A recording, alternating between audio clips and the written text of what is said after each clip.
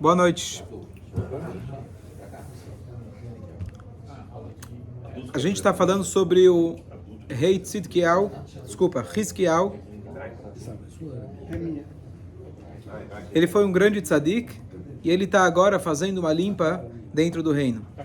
Entre as coisas que ele fez, estão comigo? Ele aboliu, tirou qualquer resquício de idolatria, não só idolatria literal, mas objetos judaicos que se tornaram amuletos. 2 objetos judaicos. Um era aquele cajado, não cajado, mas a serpente de Moshe, feita de cobre, na época lá do deserto, que serviu para curar aqueles que tinham sido picados pela cobra. Aquele amuleto, aquilo se tornou um amuleto e se tornou de alguma forma um tipo de idolatria. Lembra que a gente falou ontem? Demorou não sei quantos anos, estava bem guardado, porque já deve ter... Estava bem guardado, porque era um objeto muito mais que 300 anos. Devia ser uns 600 anos. Guardaram bem. E a outra coisa era o Sefer Arefuot, que era o livro que tinha a resposta, todos os medicamentos para qualquer tipo de doença, só que o livro substituiu Hashem. Assim como, ao longo dos séculos, você teve a ciência que veio supostamente substituir Hashem, Iá que veio substituir Hashem, dinheiro que veio substituir Hashem. Então, lá era algo escrito por Shlomo HaMelech, o maior de todos os sábios, que você abria o livro, você tinha a resposta. O que você faz para dor de cabeça? O que você faz para dor nas costas? O que você faz para dor nas pernas? E aí por diante. E lá você tinha a resposta e funcionava. Olha, tem um livro que é bom. Tem um livro que é bom. E Hashem ficou de escanteio. Então ele percebeu que isso se tornou um amuleto e então ele também guardou esse livro a um lugar que ninguém tem acesso e assim ele começou a fazer essa limpa. Vamos ver o que mais ele fez, continuando a história. Os bezerros de ouro tirou? Tiraram, né? Já tinha isso. Roubaram, é verdade. Mas os bezerros de ouro era no reinado do norte. Aqui estamos falando do reinado do sul, de Yehudá. E agora ele reorganiza, a gente falou, ele reabre o serviço do Beit HaMikdash, ele reestabelece os 24 grupos de Kohanim, que eles eram aqueles que se rodiziavam ao longo do ano, de trabalhar cada um por uma semana. Sempre digo, quando chegar Mashiach, vou estar de boa. 2 semanas por ano, são 24 grupos ao longo do ano. Então, 2 semanas por ano, trabalho. Se eu quiser me voluntariar, Pesach, Shavuot, Sukkot, posso também? Svi Fischer, estava sabendo desse... Não. Era menos que o trabalho no Brasil. Não tinha dia do trabalho que você... Você tinha alguns dias que você trabalhava. Mas o resto do ano você tinha que estar dedicado para Hashem de outras formas. Eram quantos grupos? 24. Mas aí não dá, o ano tem 52 semanas. Por isso estou falando, dá 2 vezes no ano e mais um pouco. Mas era um ciclo, ia girando. Não fizeram 26, 24. Muito boa pergunta. Lá 4 por 3, aqui é 1 por não sei quanto. Não, E aí, não sei. Esses Ma'amadot são chamados de Kohanim, Leviim e até Israelim. Eram esse rodízio que faziam entre os Kohanim, os Leviim, que iam trabalhar, e também grupos de Israelim que iriam lá testemunhar, ver os Korbanot. A função dos Kohanim no resto do ano era servir a Hashem de outras maneiras, rezando, estudando, se dedicando uma vida ao espiritual. Os Kohanim, eles têm que receber 24 tipos de presentes diferentes, 24 tipos de impostos, entre Trumá e outros, aliás, entre Kohanim e Leviim, você tem 24 tipos de impostos diferentes, Achalá, Bikurim, e assim por diante. Maser Sheni não, só Maser Rishon. E aí, o Hizkiyahu, então, ele reestabeleceu, falou, gente, temos que voltar a dar os presentes para os Kohanim. E aqui ele fez uma coisa muito radical. Ele expandiu o nível de obrigatoriedade de Trumá e Maser. Por quê? Na Torá, se você for olhar a obrigação de Trumá e Maser, era apenas sobre grãos, azeite e vinho. Degancha, tiroshcha, veitzarecha, que é o que a gente fala no Shema. Ele falou e ele instituiu que também sobre vegetais, também tomate, pepino, etc., também desce o trumá e macer. Pela lei, você precisa de grãos, vinho, uva e azeite, azeitona. Ele foi lá e colocou também os vegetais, que os Kohanim, Levim, também deveriam receber trumá e macer, para dessas partes também. Isso foi aceito pelos Sanedrin e isso foi estabelecido e continua assim ao longo dos próximos tempos. Aqui a gente vai ver o que a gente está montando é que vai chegar um ponto onde Hashem vai falar: eu quero tornar o Hiskiyahu Mashiach. Porque ele conseguiu trazer o povo a um dos melhores momentos na nossa história. Mais ainda, não era filho de David, que David já tinha aberto o caminho para Shlomo, sem tirar o mérito dele. Ele está pegando aqui 200 anos de bastante divisão entre o povo, idolatria, guerras, etc., e conseguir reconstruir o povo espiritualmente. Então foi um trabalho realmente muito importante, especial e transformador, a ponto que Hashem falou: eu quero fazer ele Mashiach. O que é Mashiach? Aquele que vai conseguir despertar o povo e conseguir colocar a estrutura judaica funcionando de novo.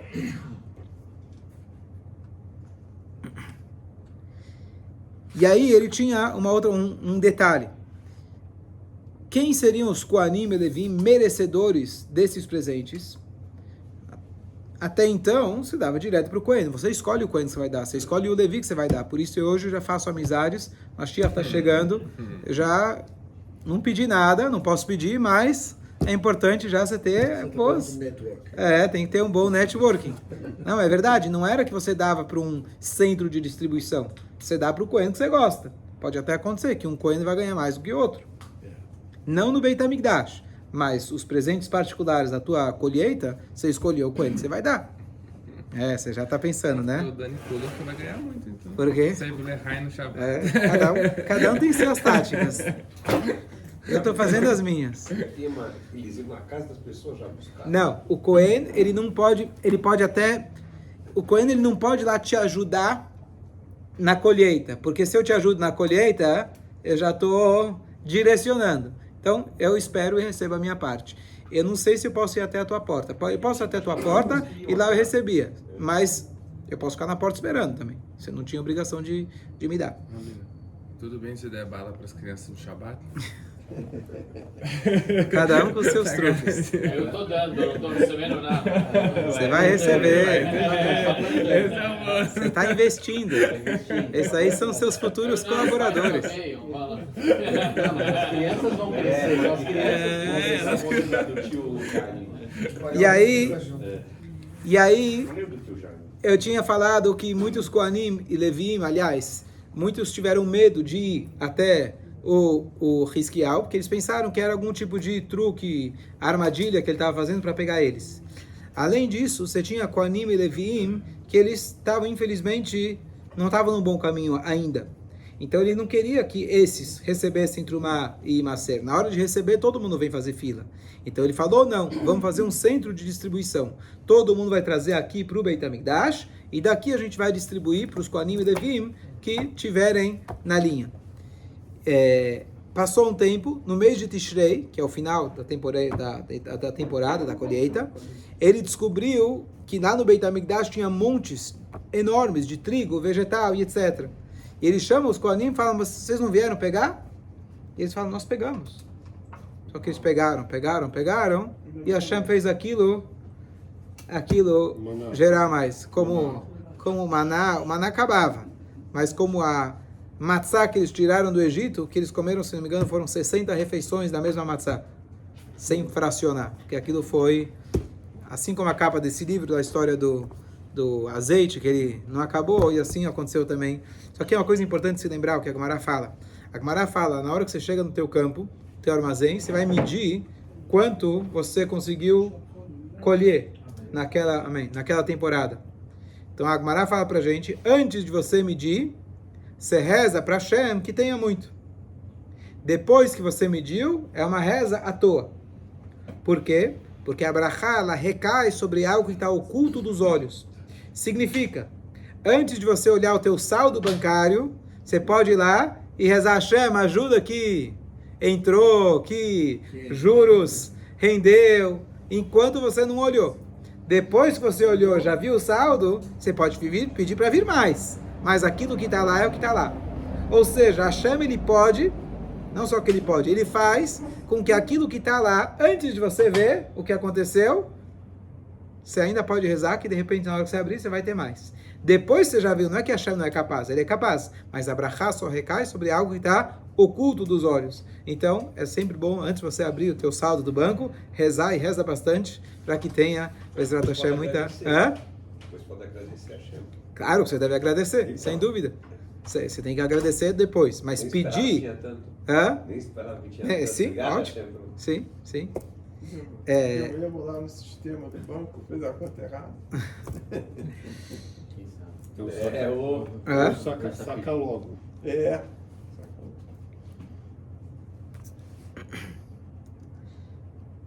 A outra coisa que o Hiskiel ele fez, que isso fazia parte do trabalho do Sanhedrin, é você ver o pedigree de cada Cohen. Aquele que vai trabalhar no templo, ele se diz Cohen. Hoje a gente não tem certeza de quem de fato é Cohen. Parte principal do trabalho do Sanhedrin era levantar a capivara para ver se o cara de fato ele era Cohen. Ver o pai, o avô, o bisavô e etc. Até que você tenha provas suficientes para ver que realmente ele seja Cohen. Isso é um tipo de trabalho que você precisa estar num momento histórico tranquilo para fazer esse tipo de trabalho. Isso já é um trabalho mais fino. Se eu já consegui fazer a Trumá funcionar, já está ótimo. Consegui o Beit HaMikdash funcionar, está ótimo. Se você conseguir sentar agora para rever os funcionários, começar a ver quanto cada um está ganhando e como está ganhando, é um trabalho já mais avançado. Ele conseguiu chegar nesse estágio também. Próxima coisa que ele fez, ele se cercou de Talmidei Chachamim, de sábios. Isso é essencial, especialmente para alguém que é um tomador de decisões. Então ele se cerca de estudiosos da Torá, porque ele sabe que eles que vão dar o direcionamento para aqueles que vão tomar as decisões. Eu lembro quando eu estava, anos atrás, conversando com um dos rabinos da Yeshiva, que esse era do tipo do cara que era um gênio, sabia tudo de cor e sentava e estudava o dia inteiro. Decidiu parar aqui de novo. Esse Instagram está com instabilidade.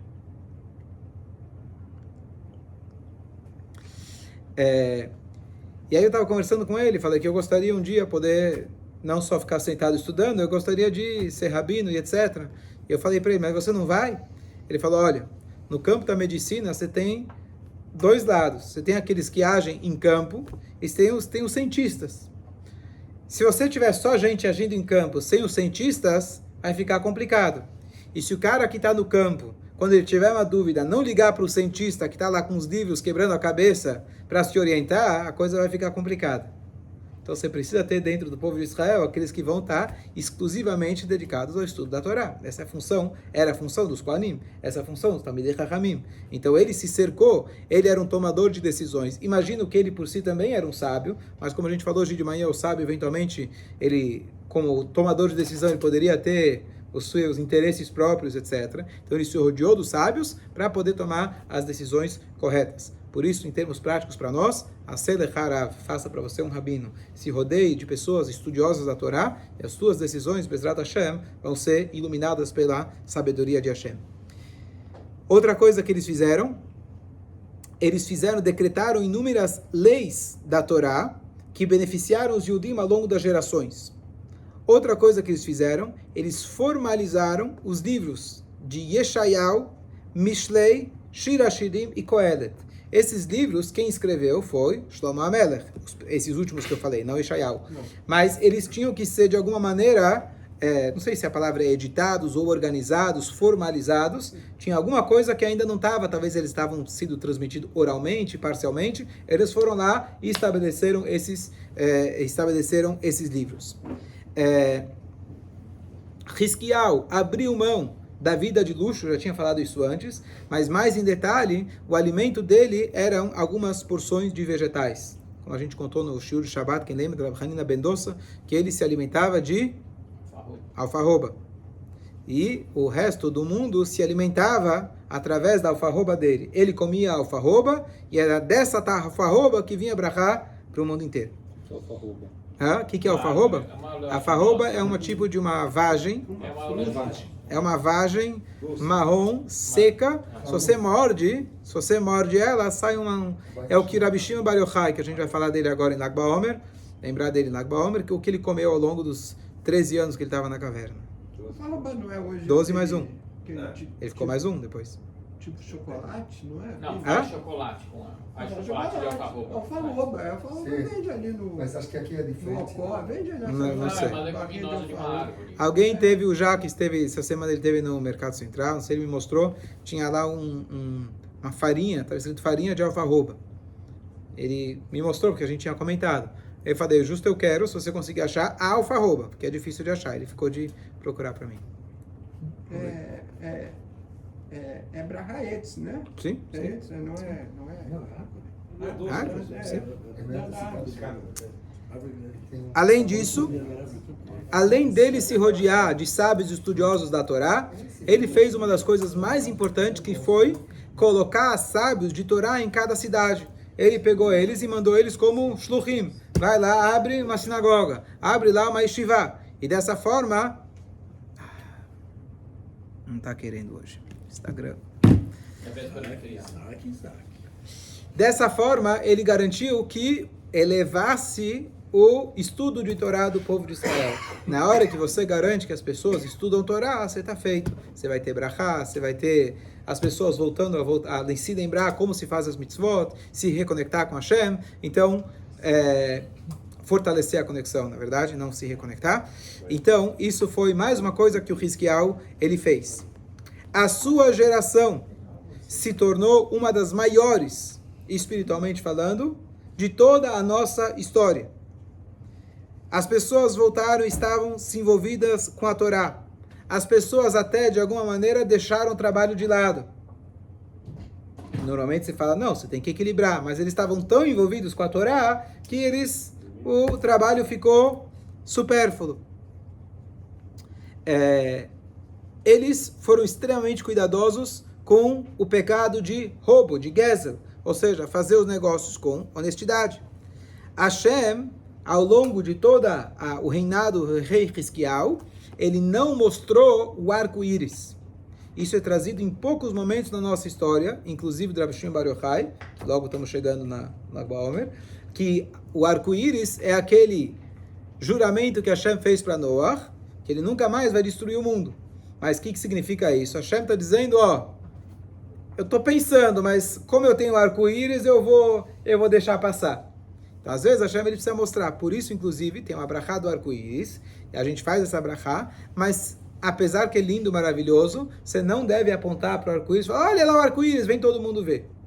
Você viu? Você viu. Não viu? Não vai contar para todo mundo. Mas é para fazer uma brachá. Porque o arco-íris, ele lembra esse pacto que Hashem fez com Noah, que ele iria destruir o mundo, mas ele não vai.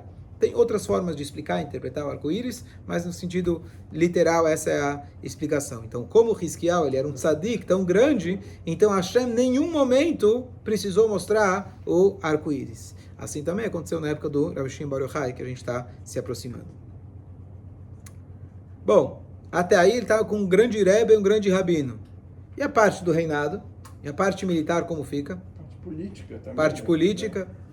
Ele era um rei. É.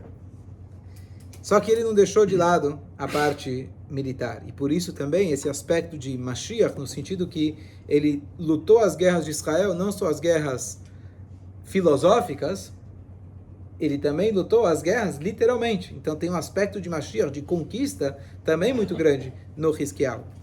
Então, ele conseguiu finalmente tirar os filisteus, os filistim que estavam importunando os Yehudim já há muito tempo. Ele agora, uma vez que ele está com Hashem, ele está com a Torá, então ele foi capaz de tirar eles. Então, Hashem deu para ele sucesso em tudo aquilo que ele fez. Hizkiyahu também parou de pagar o imposto anual que eles pagavam para o rei da Assíria. Lembra aquele rei que estava vindo e conquistando o mundo todo e já tinha exilado as 10 tribos, sobraram só 2, 3 tribos? Muita coragem. Você está aí, está de boa com ele, você vai pagando os teus tributos, está tudo certo. Não, agora eu vou parar de pagar. Isso é uma declaração de guerra. Se você for ver na Torá, a história dos 4 reis com 5 reis, Começou com o fato que ele decidiu parar de pagar imposto. A gente viu alguns reis atrás, a mesma coisa. Quando ele decide parar de pagar imposto, e você está querendo dizer, eu não devo nada para você, independência e ponto final. Não tem ou, independência e ponto final. Então, tá tudo indo muito bem na história. Faz mitzvah, faz Torá, não tem inimigo, só que Hashem aqui vai mandar um inimigo. Curiosamente, Hashem vai mandar. Os caminhos de Hashem. Podemos começar? Tem mais alguns minutinhos. Os primeiros 8 anos... Que ano mais ou menos era esse período? Pega aí no Claude. No primeiro ou no tempo, né? final do primeiro templo. Final do primeiro templo. Isso tem naquele livro que eu trouxe outro dia hoje. Sanherib. Antes de 70. Hã? Antes de 70, então. Não, está muito antes. Muito antes. Primeiro. Estamos falando 600 anos antes da Era Comum, mais ou menos. 600? 570. Ah, 500 e pouco. Você estava lá, você lembra, né? Não, mas eu lembro do número. Ó. Eu joguei no bicho, assim. Então, no 14º ano do reinado do rei Hiskiau, Sanherib, que é esse Shalmaneser, o rei da Síria, ele vai lá e ele invade Eretz Israel. Com tudo isso que a gente está falando, que ele fez de bem, o Israel, ele foi invadido. E eles conquistam uma cidade fortificada após a outra. E aí, a coisa não fica legal. O objetivo dele era chegar até a capital nossa, Jerusalém, a única capital. Ele já tinha conseguido, como eu falei, se dar as 10 tribos. Então agora ele está a caminho de chegar no objetivo dele, que era chegar em Jerusalém. Pegar o rei, né? Quer dizer, chegar até ele. Chegar até ele. O que deu, Iá? 700 a.C. Antes da Era Comum. Pô.